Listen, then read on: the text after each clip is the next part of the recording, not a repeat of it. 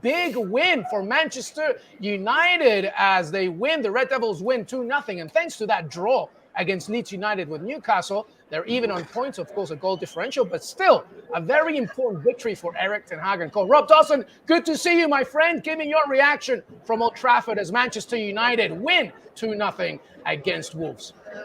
I mean, yeah, you've summed it up there pretty well. That they had to win. It just wasn't a game that they could afford to drop any points after those back-to-back defeats to Brighton and West Ham. It wasn't fantastic. It's not a game that people are going to remember for years and years. But the most important thing is that United have won. They're holding off Liverpool in the race for the top four for now. They need 2 more wins from their last 3 games to be sure of a top 4 finish. And at this stage of this season, that's the most important thing. They just had to find a way to win, and they did it. They did it indeed. And by the way, Tom Hamilton says you look glorious, Rob Dawson. I don't know if it's the Mancunian sun shining down on you. But it is. It's our one day a year. It's our one day a year of sun. Let's enjoy it.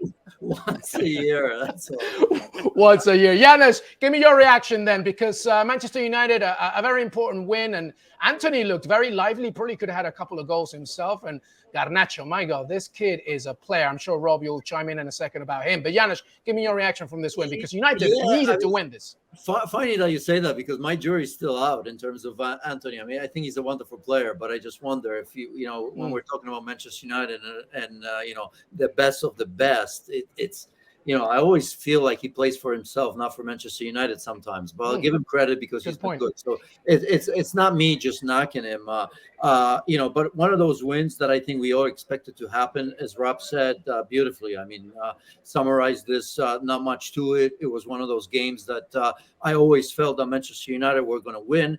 I think with that win, although it's some games away, I think Manchester United are going to solidify themselves in the top 4. They're going to make it. Liverpool, obviously, chasing them and doing well. But, it's a game that when I watched it, I was thinking, what am I going to say here? It's an easy game for Manchester United. Couple things. One, Bruno Fernandes, how important he is to that team. Absolutely outstanding once again. 2, Luke Shaw, obviously a much better player on the left-hand side. I thought he had himself a tremendous game, and as we know, can deputize in the center of defense. And 3, and I almost want to ask this. I want to ask Rob, because there's so much talk about the center backs and all that. I mean, Lindelof lately, wins or losses, but I'm kind of liking the way he's playing, and obviously Varane was back today for the game after injuries. He's such an important player. Lisandro Martinez, we all know, and I think we all recognize the fact that they need a world-class center back still going forward. I think in that position, but I kind of like the way Lindelof's playing as of late. I don't know if he's going to stay or not, but maybe Rob has more to say about that. It's really interesting that you should say that, because I think most United fans would probably look at Lindelof right now and saying this is the best he's played in a Man United shirt since he arrived. He has had some really, really poor games since he arrived from Benfica over the last couple of years. But really this period where he's had to step up with Martinez being out, Varane has been out, was back today, but has been out. Has really been his best little period of form. It was fitting, really, that in that FA Cup semi-final against Brighton, that he was the guy, after a really great game in the actual game across 120 minutes, was a guy to come and take the penalty to send United through to the final. It's also having a bit of a knock-on effect, because today you've got your captain, the most expensive defender in the world, Harry Maguire, who can only come on for the last 2 minutes to see out the victory. He can't even get in the team, even though Martinez is out for the season. Varane is only just back from injury. Maguire can't get back in the team because Lindelof has been playing so well. And Janusz is right that you talk about players like Fernandes, who has been fantastic. Luke Shaw again has had a great game. But Lindelof quietly in this little period for United could have gone horribly wrong with all these injuries. They haven't had a lot of great results, but they've steadied the ship a little bit today.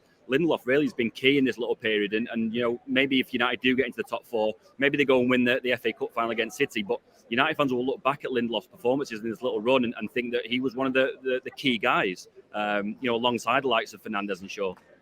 Yeah, a very, very good point indeed. Well, talking of injuries, Rob Dawson, Marcus Rashford. I mean, how are they going to cope? And by the way, we're getting some questions in. Thank you so much, everybody. ESPN FC here. Janusz Michalik, Rob Dawson from Old Trafford. How are they going to cope without Marcus Rashford? That's a big, big loss, yes? Yeah, it's massive because A, United don't score any goals, and B, Marcus Rashford is the guy who scores all the goals when they do score.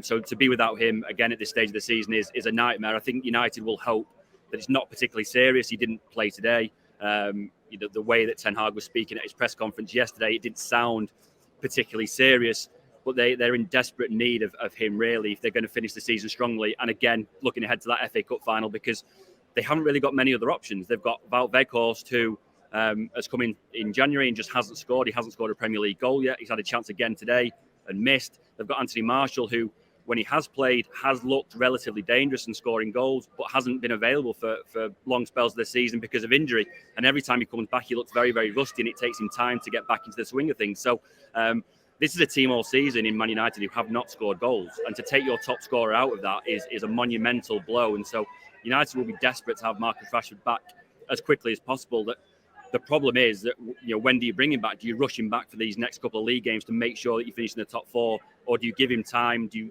you let him recover fully and make sure that he's fit for that FA Cup final against Manchester City?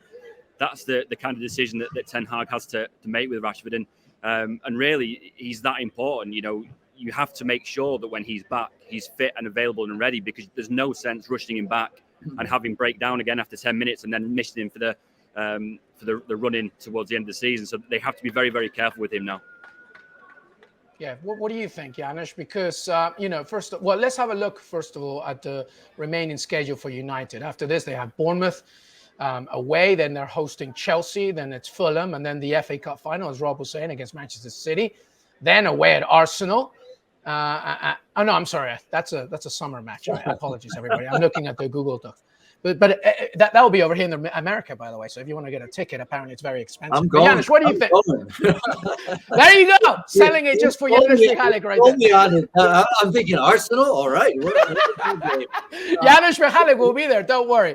But back to the question. What do you think about how Erik ten Hag should handle Marcus Rashford? Because to Rob's point, Champions League qualification, but an FA Cup final as well. What's more important, and how should he assemble it?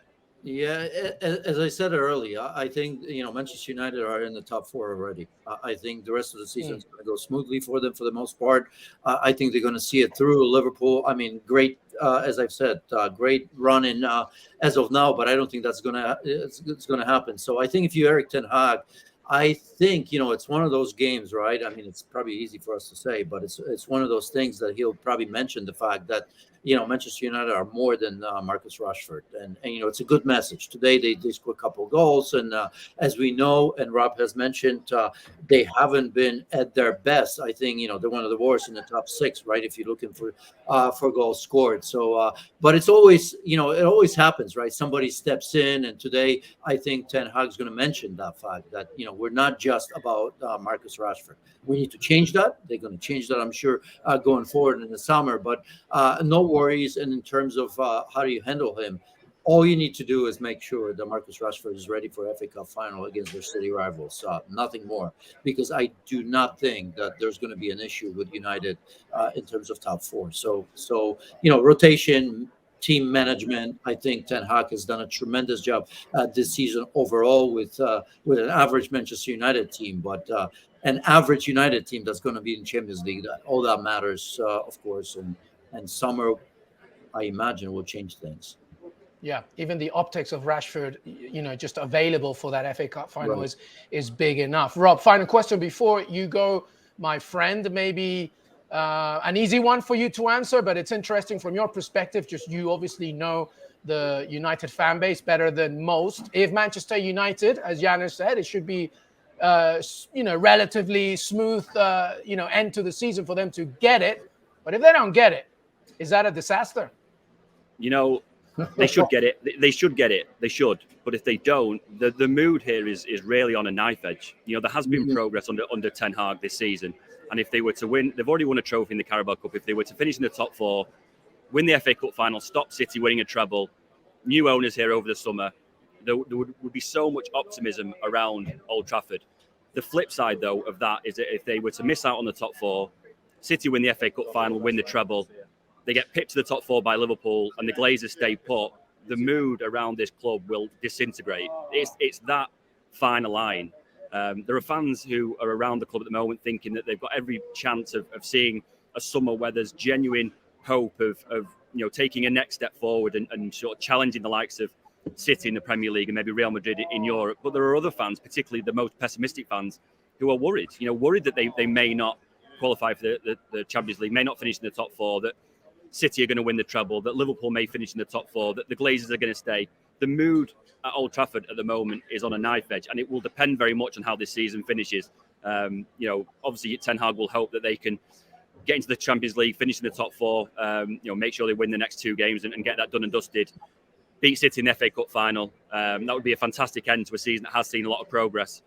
The flip side, the other option doesn't really bear thinking about for these Man United fans. Yeah, well, I hope that the most grounded Manchester United fans realize that Erik ten Hag has done a remarkable job with what he's had. It's happening. It's United. They're back. That's why I said the most grounded, Janusz. I didn't say Erik. Yeah, I don't particularly enjoy giving them all that much credit, but the truth is what it is. I mean, United is going to be back. I mean, this is it's massive, one of the biggest clubs in the world, and I mean, even if you're a bet owner, you can't mess this up. So I agree with Rob. Oh no, he's jinxed it. He's jinxed it already. That's it. That's it. You can't mess this up. Listen, Janusz just wants a good seat in New York when they come over and play Arsenal. That's what he's always. Anyway. Rob Dawson, thank you so much. Make sure to follow Rob's content as well on ESPN FC and obviously on the website for the latest on Manchester United. Well, thank you very much for watching ESPN on YouTube. For more sports highlights and analysis, be sure to download the ESPN app. And for live streaming, premium content, and let's not forget as well, ESPN FC 7 days a week. Subscribe to ESPN Plus.